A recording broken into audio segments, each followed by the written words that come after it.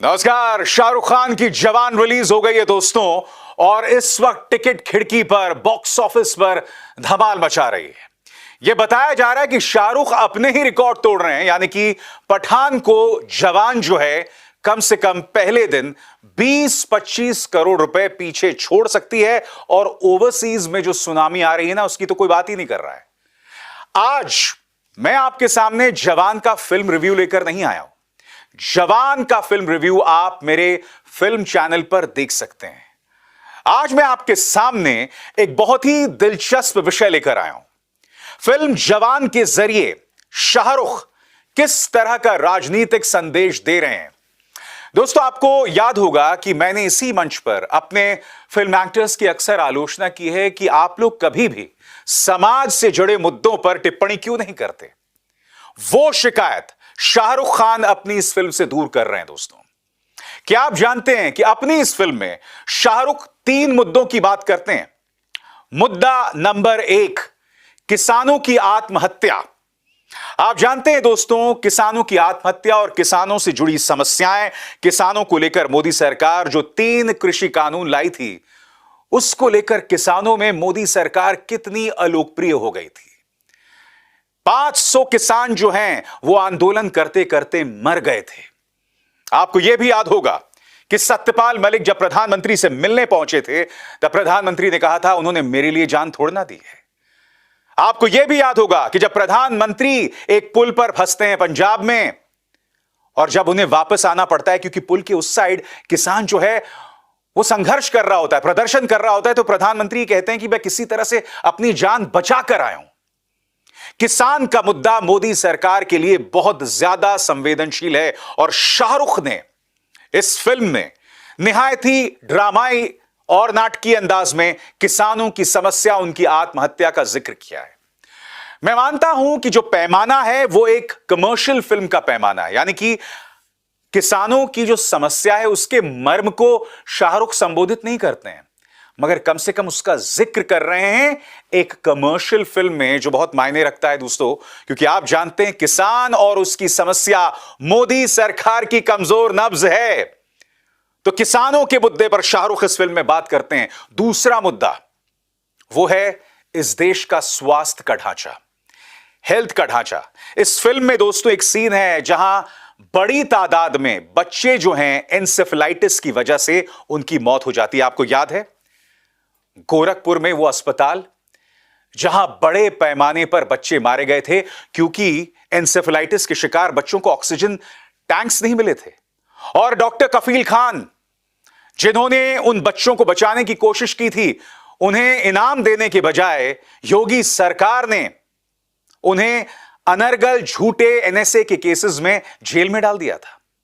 आपको यह भी याद होगा उस वक्त के स्वास्थ्य मंत्री सिद्धार्थनाथ सिंह ने वो शर्मनाक बयान दिया था, और वो बयान क्या था? वो बयान ये था दोस्तों कि अगस्त के महीने में तो ये मौतें होती ही हैं। यहां तक कि उत्तर प्रदेश के मुख्यमंत्री आदित्यनाथ का वो निहायत ही संवेदनहीन बयान था। नहीं नहीं नहीं नहीं, वो बयान नहीं जो उन्होंने एएनआई को दिया था, नहीं, वो वाला बयान नहीं। आदित्यनाथ साहब ने कहा था अपने एक बयान में कि मां बाप ये ना सोचने लगे कि उनके बच्चे जो हैं उनकी परवरिश या उनकी देखरेख की जिम्मेदारी सरकार की होती है। और यह बयान उन्होंने दिया था जब एन्सेफेलाइटिस में बड़े पैमाने पर गोरखपुर में बच्चे मारे गए थे, जो कि आप जानते हैं कर्म और जन्मस्थली है मुख्यमंत्री आदित्यनाथ की। इस फिल्म के अंदर भी, जवान के अंदर भी बड़े पैमाने पर एन्सेफेलाइटिस से बच्चे मरते हैं, और शाहरुख जो यहां पर इस फिल्म में न्याय के नायक बने हुए हैं, वो अस्पतालों तक ऑक्सीजन के जो टैंक्स हैं वो पहुंचाते हैं ताकि उन अस्पतालों में बच्चों का इलाज हो सके। यानी कि चाहे किसान हो, चाहे एन्सेफेलाइटिस से मरने वाले बच्चे हों, और ये दोनों ही मुद्दे प्रधानमंत्री नरेंद्र मोदी और मुख्यमंत्री आदित्यनाथ की कमजोर नब्ज हैं, फिर भी शाहरुख खान इसे अपनी फिल्म में उठा रहे हैं दोस्तों। क्योंकि आपको याद होगा इस ट्रेलर में वो डायलॉग भी है कि बेटे को हाथ लगाने से पहले बाप से बात कर। जब ये डायलॉग लोगों ने सुना था तब लोग कह रहे थे कि शाहरुख खान कहीं ना कहीं समीर वानखेड़े, गरीबों के सिंघम समीर वानखेड़े को एक करारा तमाचा मार रहे हैं, क्योंकि आप जानते हैं समीर वानखेड़े ने झूठे मामलों में शाहरुख खान के बेटे आर्यन खान को फंसाया था।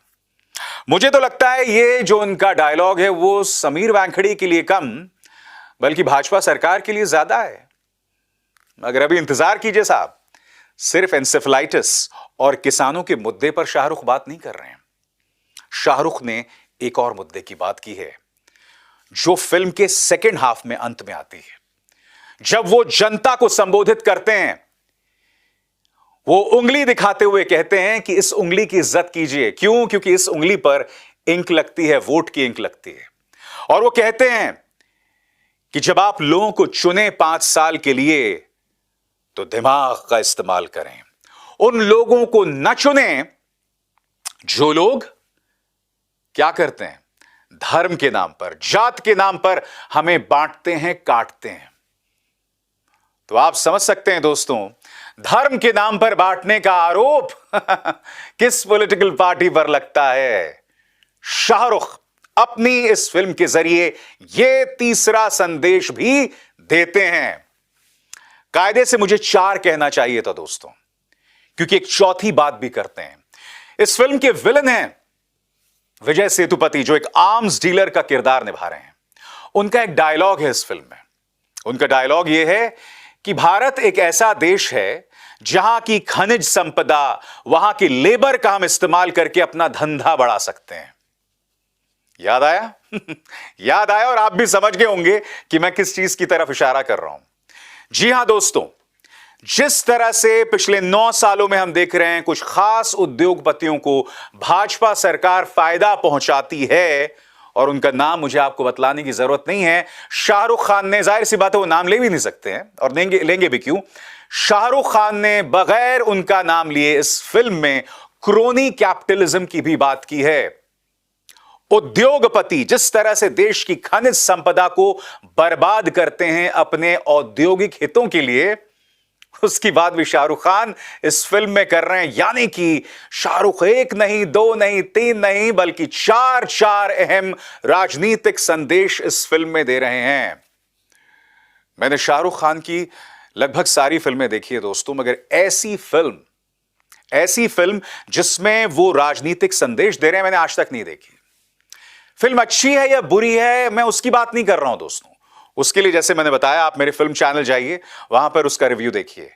आज मैं सिर्फ इस फिल्म के राजनीतिक पहलुओं की बात कर रहा हूं, क्योंकि आपको याद होगा पठान की रिलीज से पहले भी शाहरुख खान जब कोलकाता में आए थे, तब उन्होंने तमाम लोगों को कहा था कि हमें सोशल मीडिया की नकारात्मकता से दूर रहना चाहिए और जीत सकारात्मक यानी पॉजिटिव लोगों की होती है।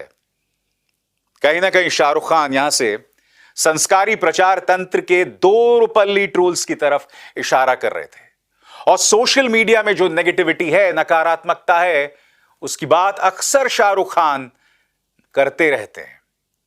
तो एक तरह से कहा जा सकता है दोस्तों कि जवान के अंदर जो 3 या 4 राजनीतिक संदेश हैं, वो एक तमाचा है हुक्मरानों पर, और बहुत दिलचस्प हो जाता है। क्योंकि देखिए, हॉलीवुड में हमने अक्सर देखा है वहां के फिल्म निर्माता, वहां के एक्टर्स खुलेआम अपने दिल की बात कहते हैं। खुलेआम ट्रंप के बारे में रॉबर्ट डिनोरो खुलकर गाली दिया करते थे। 2014 से पहले अमिताभ बच्चन, अक्षय कुमार, अनुपम खेर सब बोलते थे उस सरकार के बारे में। मगर 2014 के बाद उनकी क्या हालत हो गई है आप भी जानते हैं दोस्तों। या तो चुप हो गए हैं या चाटुकार हो गए। इनफैक्ट अक्षय कुमार की एक फिल्म आ रही है दोस्तों, उस फिल्म में कोई मिशन समथिंग किसी फिल्म नाम है उसका, उस फिल्म में एक जगह भारत नहीं इंडिया का जिक्र था। इंडिया का मिशन ऐसे कुछ था। अक्षय कुमार ने वो पोस्टर डिलीट करवाया और इंडिया की जगह भारत करवा दिया। क्यों? क्योंकि इंडिया बनाम भारत को लेकर जो है आप जानते हैं क्या बवाल चल रहा है। और आप ये भी जानते हैं कि अक्षय कुमार की फिल्मों में अक्सर इस सरकार के पक्ष में सॉफ्ट प्रोपेगेंडा रहता है। शाहरुख पर भी आप आरोप लगा सकते हैं प्रोपेगेंडा का, मगर जो शाहरुख मुद्दे उठा रहे हैं ना, वो मुद्दे हैं, वो किसी पॉलिटिकल पार्टी के पक्ष में नहीं है। क्या किसानों का मुद्दा ना उठाया जाए? क्या स्वास्थ्य का मुद्दा ना उठाया जाए? एन्सेफेलाइटिस से जब हमारे मासूम मर रहे थे तो किसकी आंखों में आंसू नहीं था? क्या यह मुद्दा भी ना उठाया जाए कि जाति और धर्म के नाम पर किस तरह से समाज में जहर फैलाया जा रहा है? जवान उसकी बात करती है। अभिसार शर्मा को दीजिए इजाजत। नमस्कार।